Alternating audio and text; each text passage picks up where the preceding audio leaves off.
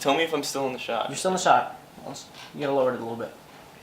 And then a little bit more out, stretched. Right there, yep. You're good. Right, so I'm recording, you're good. Live from Studio Dead End. Brought to you by Deadbeats LLC and Omega Images. It's Spinning Out. 1, 2, ready, go! Spinning out. Whoa. Spinning out. Whoa. Mama, look this way, 'cause we are winning now. Whoa. Feet on the ground, head in the clouds. Don't touch me now, we're spinning out.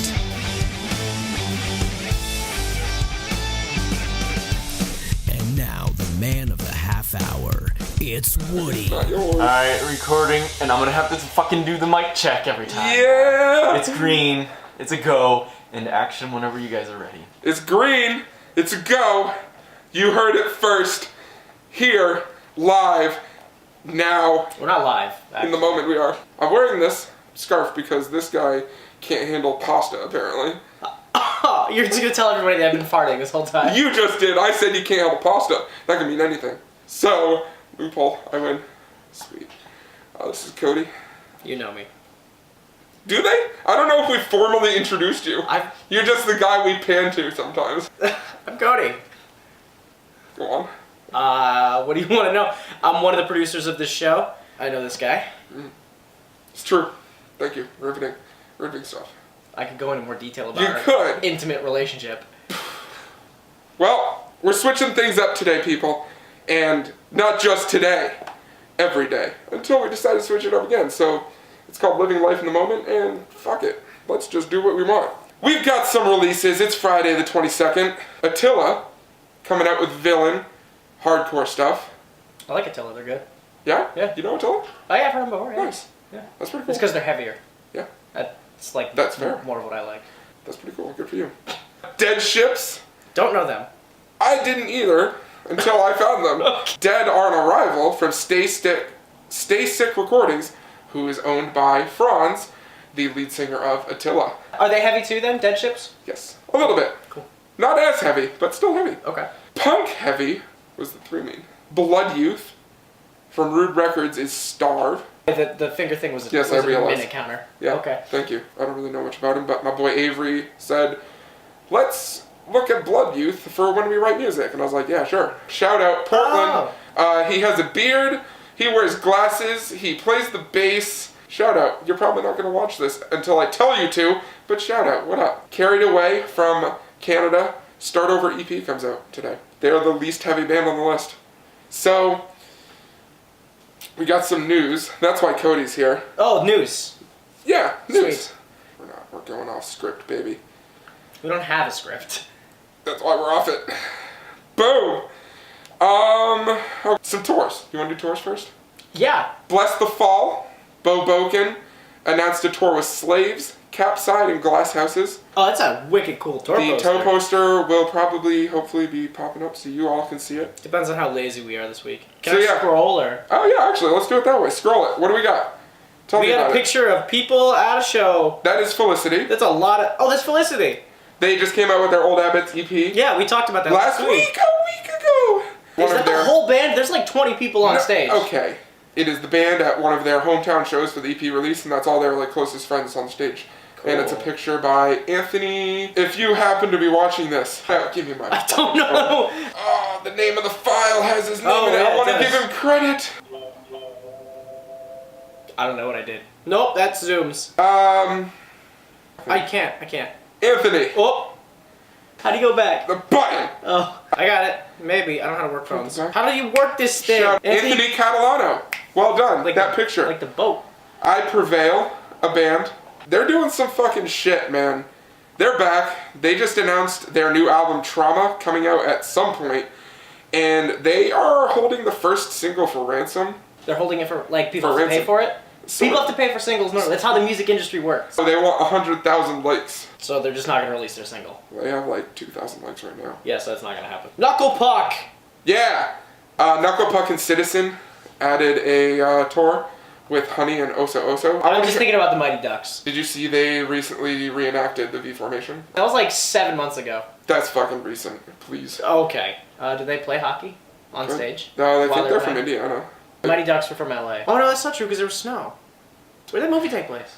Fucking, I don't know. Emilio Estevez was in it. I know that. Emilio! That's Charlie Sheen's brother.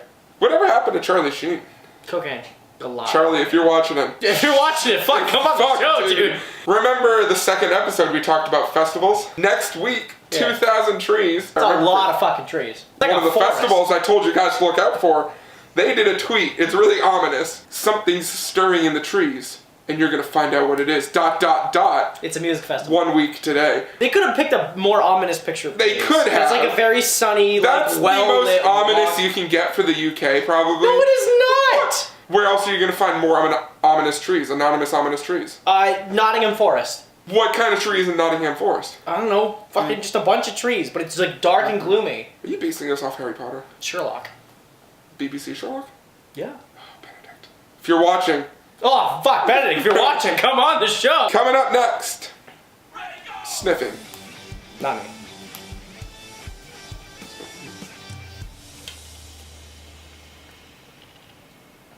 It smells like jail socks. Mama! Ah! Have you ever lit a candle before? No, man! There you go. What does it smell like? Oh! Look at that. You yanked my candle. Oh, the aroma. It's intoxicating. Oh my god, jail socks though.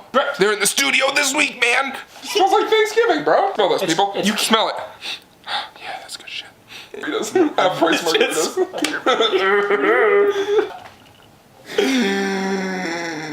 I burnt my thumb. Thing for some reason, and we are recording. We are with Brian, what I believe is Butcher or Booker. I'm not sure. Butcher, like the guy who And cuts. you are a member of the home team based out of Seattle, correct? Yes, that's me. Yes. Okay, cool. So the home team, from what I saw on Facebook, it's a 5-piece pop punk band up there in the rainy everything. Tell me a little bit about yourself, what you do in the band, and the band itself. I'm the vocalist. We've been in the process of writing over the last few months, ever since releasing our record last July called Better Off. Yep. I've been a part of the band for about 4 years. The band's been around for about 6. And funny enough, I was actually a big fan of the home team before joining. And a fun fact that not a lot of people know, I was the first person to buy their EP. Yeah. You're an OG fan. Yeah. You did release your Better Off album last July. And I just saw on Facebook recently, it hit 1 million streams, which is awesome. What are your thoughts on that? We're pretty stoked. I mean, it's definitely last year was a big milestone for us, just in releasing the album and in getting a lot more Spotify traction. I think Spotify is kind of where the music industry is going in terms of music promotion. As it should.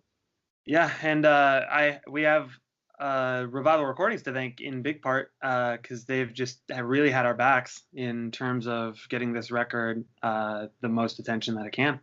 I'm really excited about the fact that it's gotten there. I don't know if I would ever have pictured myself in this position, a year or two ago. But yeah, it's cool. I mean, to be honest, it just makes me hungry, hungry for more.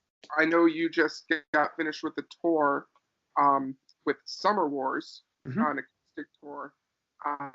What was it like being on that tour and working on potentially new material while you're also touring? That tour was a lot of fun. That we just got back from. Summer Wars was awesome to tour with, and the instrumentalists weren't actually able to make it, so the singer ended up doing the whole tour acoustic, and he decided it would make sense for him to just ride in our van, because we have a decent amount of sleeping arrangements, and why take 2 vans when we can save the gas? It was a lot of fun. I'm gonna be honest, on tour it's pretty hard to write sometimes, just because you get to the venue, you set up, you play, you go to bed, you drive to the next place, and you do it all over again. And after a while, once you get into the groove of it, maybe is when I start working on new material. But for me, the best headspace that I can be in terms of like writing capacity is just at home in front of my computer, just where I can think clearly. And so I wrote a little bit on the tour, but for the most part, I was excited to get home so that I can start, really working out these new ideas and getting them on paper, so to speak. We've had the same van for a long time, up until last year when we did a full U.S. tour. That van kind of got to the point in its life where it was gonna need a lot of repairs. And we've always driven in a 15-passenger with a bunk setup in the back, where we can basically put a mattress pad on top, sleep 2 comfortably, 3 uncomfortably. It's like the size of a full-size bed, because we took out the back bench. That's so much better than I thought it would be, because I've seen people with vans that they just, I guess, sleep on the seats themselves. They don't put the seats down. I've never toured or been in a van that long, so, but it's still, that's the smart way to go. Get as comfy as possible. Well, I think my favorite part of the bunk setup is down below we have 2 individual mattress pads, because there's like beams in the middle supporting the top part. But there's 2 little cubbies basically that are about 6 feet long. And we call them the coffins. If you're claustrophobic, they suck. But if you're like me, where I like to just like bundle up and block out the world, that's my favorite place in the entire van, is in the coffin. We call it the coffin because if we get in an accident and somebody's down there, that is where they will find your body. That's fair. That's okay. Cool. So another segment I like to do on the show is band name inspired questions, but I don't usually give the link, although most times people can figure it out, but it just ends up being a random question, and I'm perfectly fine with it. Mm-hmm. So my question to you, based on your band name, The Home Team, is do you guys have a chant to get yourselves going? Or if you were to create a chant to get yourselves going, what would it be? Oh, I so want to stray away from the cliche of, root for the home team. That's fair, though. Do you have any last-minute words before I do the thing that closes this interview? Because that was the only thing I thought of saying at that moment. Honestly, I just want to say thank you for your time and being interested in what we have to say about our music, being interested in our music, and that goes for anybody watching.